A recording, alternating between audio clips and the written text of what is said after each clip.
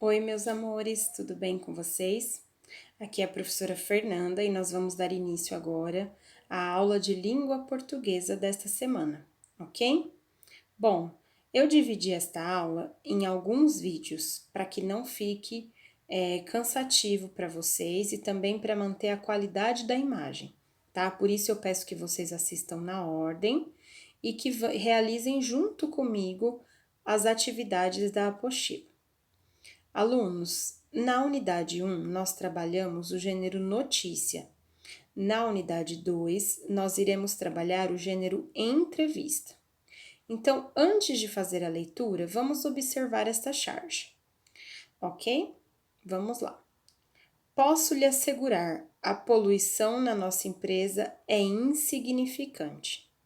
Então, aqui nós temos um entrevistador e o entrevistado. O entrevistado está com uma máscara de oxigênio, o que contradiz a sua fala. Por quê? Na fala, ele está dizendo que aquele é um ambiente seguro, saudável, que não existe poluição.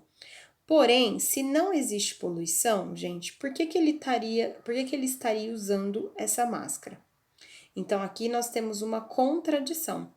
Pela expressão do entrevistador, nós podemos dizer que ele ficou um pouco espantado, vocês não acham? Vamos lá, vamos realizar os exercícios agora. Exercício 1. Por que uma das personagens está com um microfone, uma caneta e um bloco de anotação? Então, ó, o microfone, o bloco tá voando, né? E a caneta também, tá fora da mão dele. Porém, gente, por que vocês acham que ele estava segurando esses objetos? Bom, ele estava realizando uma entrevista. Então, ele é o entrevistador da outra personagem, ok? Exercício 2. Levante hipótese.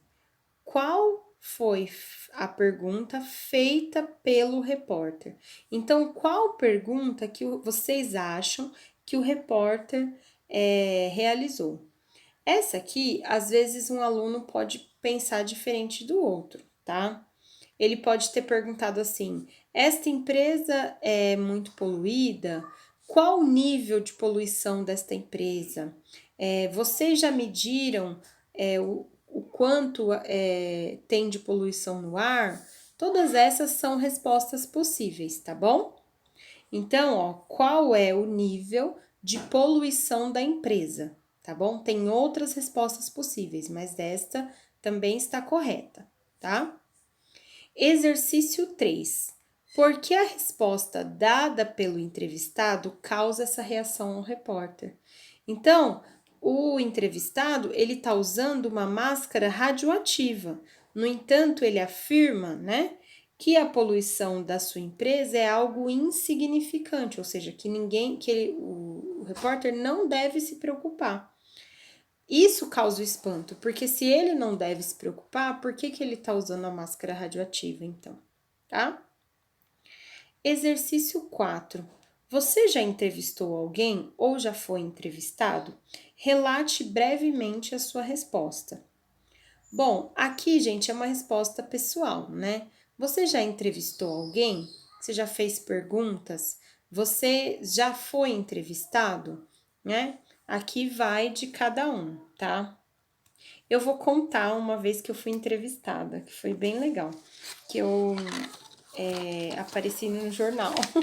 Eu fiquei super feliz. Foi em São Paulo, e aí eu tava fazendo uma reportagem, a Folha de São Paulo, sobre vestibular. Aí a moça me perguntou qual curso que eu iria fazer, né? E aí eu falei que ainda tava em dúvida, que eu não tinha escolhido. Foi bem em breve, mas foi bem legal. A gente gosta de aparecer, né? Tudo bem, meus queridos? Então vocês vão contar aí, tá?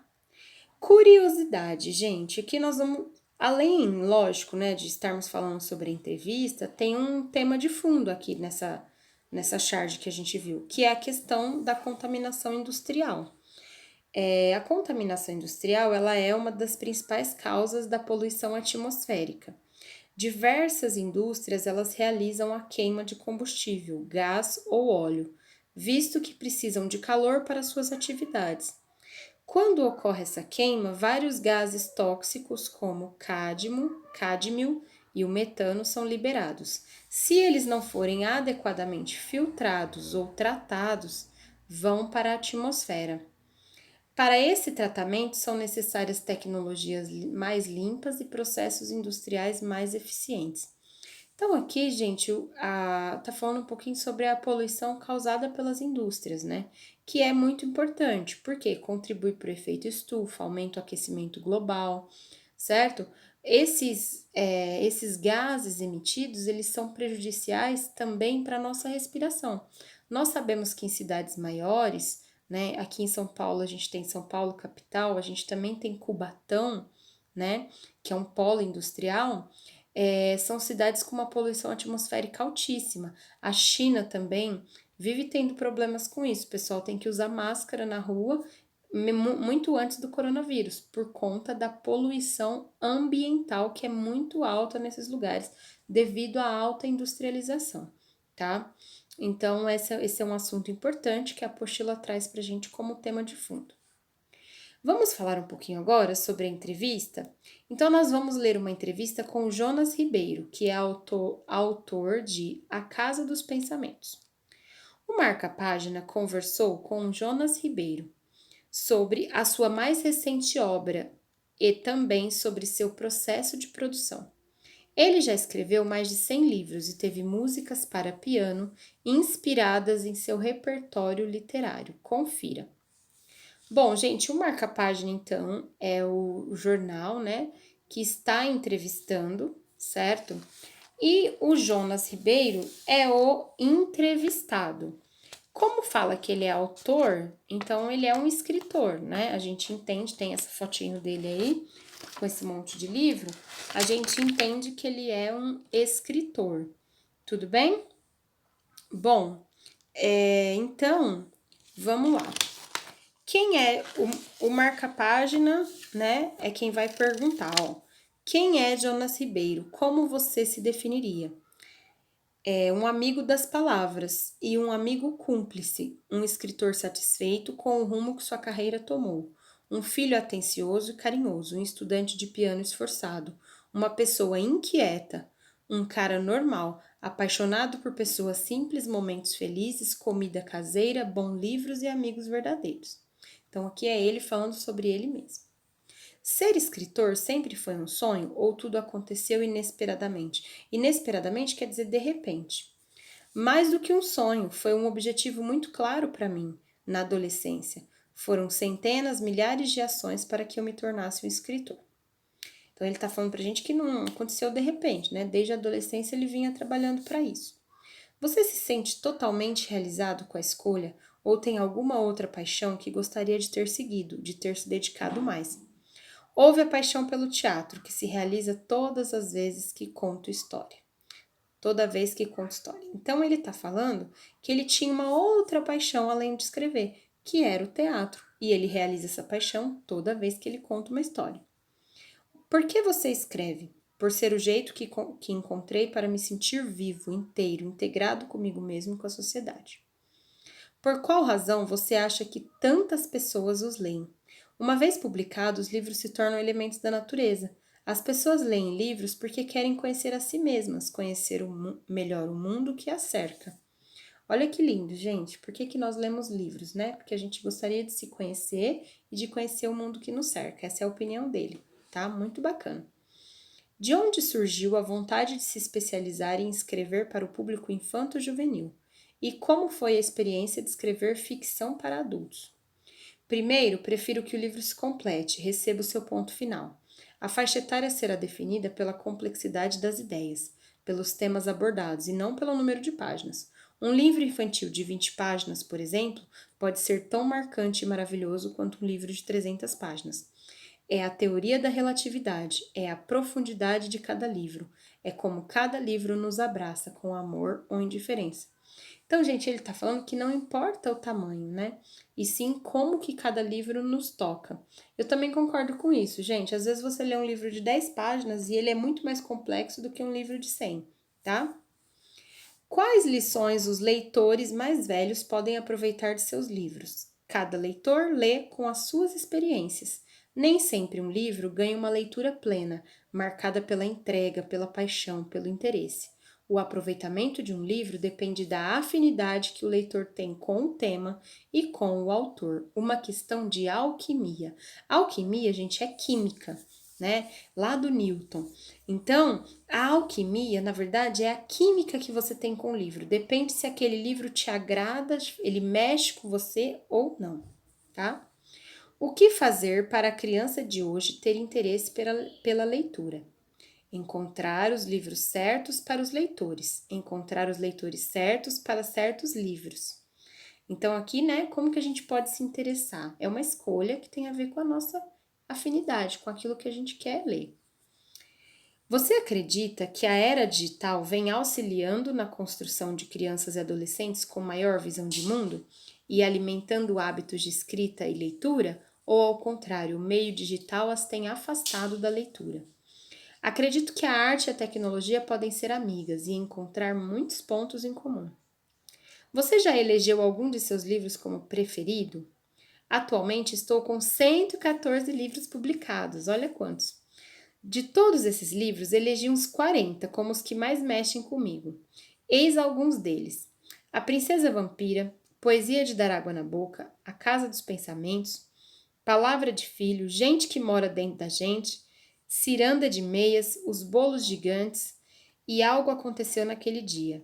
Deu a Louca no Guarda-Roupa, O Caso Enrolado do Menino Calado, O Baile das Caveiras, Como Bate um Coração de Chocolate, O Teimoso Trenzinho Curioso, O Perfume do Mar, A Bicicleta Voadora, Quando a Vergonha Bate Asas, Pão com Manteiga, A AIDS e Alguns Fantasmas no Diário de Rodrigo, O Abacateiro Bagunceiro, Esconderijo das Vontades, Metade de uma Rosa, A História Vazia da Garrafa Vazia, Tiburfe, Galo Barnabé vai ao balé, O Homem Mais Rico da Cidade, Óculos de Biscoito, O Barquinho e o Marinheiro, Alguém Viu a Bola?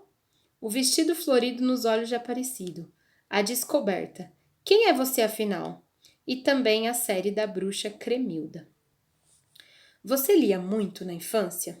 Comecei a ler demais na adolescência. Já surgiu alguma ideia para um livro a partir de correspondências de leitores ou então inspirada em algum autor que você gosta bastante?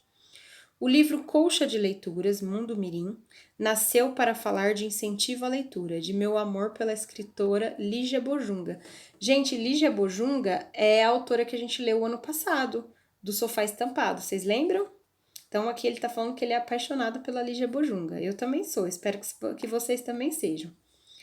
Como você cria suas personagens? Faço silêncio e sinto que preciso escrever, expressar. Existe algum livro que você gostaria de ter escrito?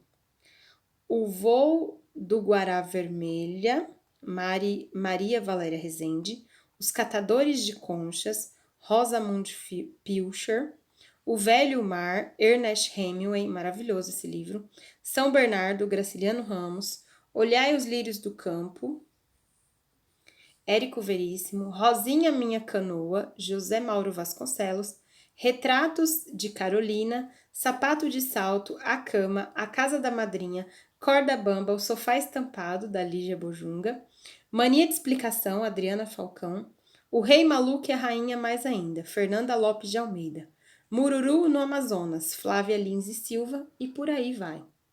Atualmente, em quais projetos está envolvido? O compositor Carlos Seyla Félix compôs 15 músicas para piano inspiradas em minha obra. Daqui a alguns anos quero tocá-las nas escolas, em eventos literários, hospitais e presídios. Rapidinha é quando você tem que dar uma resposta rápida. Livro favorito, dicionário. Escritor favorito, Lígia Bojunga. Ídolo, pessoas simples, honestas, anônimas. Música, Vila Lobos e Litz. Vida, com poesia, leveza e humor, muito melhor. Morte, renascimento. Amor, pessoas, animais, plantas, lugares, objetos e momentos que nos aproximam de Deus. Paixão, o que acelera o batimento cardíaco. Literatura, palavras com emoção. Sonho, tocar piano com a alma, excelência. Inesquecível, as risadas e os abraços dos amigos que amamos. Então aqui, gente, muito legal essa entrevista, né, que a Apostila trouxe pra gente. Espero que vocês tenham gostado. E aí nós temos aqui um pouquinho sobre a Tuane Roldão, que é escritora do blog Marca Página. É repórter de cultura e variedades no jornal A Notícia. E escreve a coluna Lançamentos Livros toda segunda-feira no caderno anexo. Joinvilense, ou seja, nasceu em Joinville, Santa Catarina, formada em jornalismo pela Associação Educacional Luterana Bom Jesus, cursa pós-graduação em jornalismo literário pela Academia Brasileira de Jornalismo Literário, em Curitiba, Paraná. É autora do livro reportagem Acanhado, Teatro em Joinville durante a ditadura militar. Bom, o texto lido é exemplo de entrevista. Assim, responda. De acordo com a entrevista, quando Jonas começou a pensar em ser escritor, gente? Se vocês voltarem lá no texto e lerem com atenção, vocês vão perceber que é na adolescência, né? Ele fala que aquilo foi muito bem pensado por ele e que ele gostaria já desde adolescente, né, que ele cogitava a ser escritor, tá? De acordo com o escritor, por que as pessoas leem livros? Então, as pessoas leem livro, ele fala isso, porque elas querem conhecer a si mesmas, ou seja, elas querem conhecer o mundo que as cerca, tá? Exercício 3. Além de escrever, quais os outros interesses artísticos de Jonas? Olha, ele cita pra gente duas coisas. Primeiro, o piano, que ele tá aprendendo a tocar. E segundo, o teatro, que ele também gosta, né? Que ele até falou que pensava em trabalhar com teatro. Tudo bem, pessoal? Até aqui?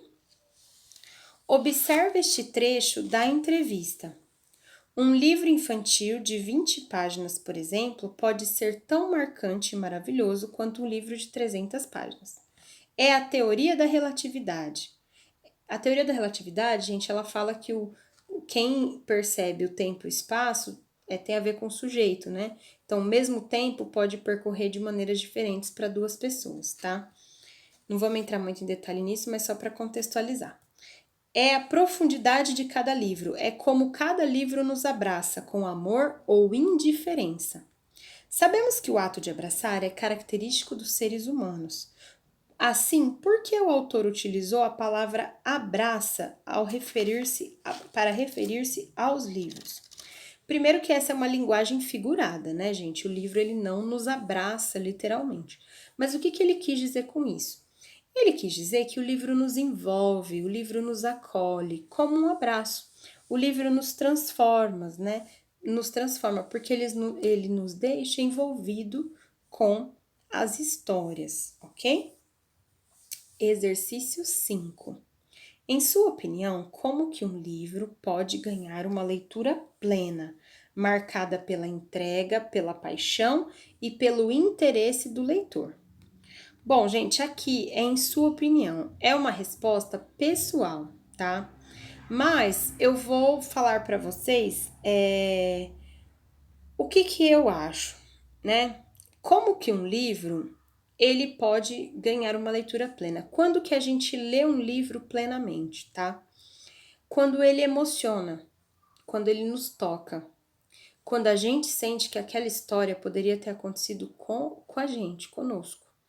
Então, nesse momento, você se entrega à leitura, você começa a ler o livro e você não tem mais vontade de parar, você quer ler, ler, ler, ler, ler até acabar, que significa que aquela história mexeu com você, tá bom? Pesquise no dicionário o significado da palavra alquimia e explique por que o escritor associa a leitura a essa prática. Bom, os alquimistas lá na Idade Média eram aqueles cientistas que tentavam transformar qualquer elemento em ouro. Então, eles buscavam transformar o ouro em outros metais e os outros metais em ouro. Eles acreditavam que eles iam ficar ricos com isso. Aqui, gente, no texto, a alquimia, só para contextualizar, ela surgiu antes da química, né? Então, antes de existir química, física e biologia, existiam os alquimistas, que eram cientistas que estudavam tudo referente à química, à física e à biologia, tá? Portanto, aqui a alquimia no texto, ela tem o sentido de química, de envolver, né, de interesse, de despertar paixão pelo que se está lendo, tá? Bom, e por que que o Jonas se autodenomina, exercício 7, amigo das palavras, né? Ele é um escritor, gente. Por ele ser um escritor, ele precisa das palavras e as palavras precisam dele também. Por isso que eles são amigos, eles têm uma relação de amizade, tá? Assim como o escritor, você acredita que a arte e a tecnologia podem encontrar muitos pontos em comum? O que vocês acham? Vocês acham que a arte é amiga da tecnologia ou elas são inimigas, né? É, em sua opinião, uma resposta pessoal, tá bom, gente? Porém, eu vou ajudá-los a fazendo a seguinte reflexão. A arte, gente, ela vai se transformando ao longo do tempo. Então, nós tínhamos antigamente uma arte de museu, nós tínhamos peças teatrais, nós tínhamos uma série de shows, né? Uma série de apresentações que só podiam ser vistas pessoalmente. A pandemia mostrou pra gente que o meio tecnológico ele pode ser o melhor propagador da arte. Quantas lives nós não tivemos nesse período de pandemia, né?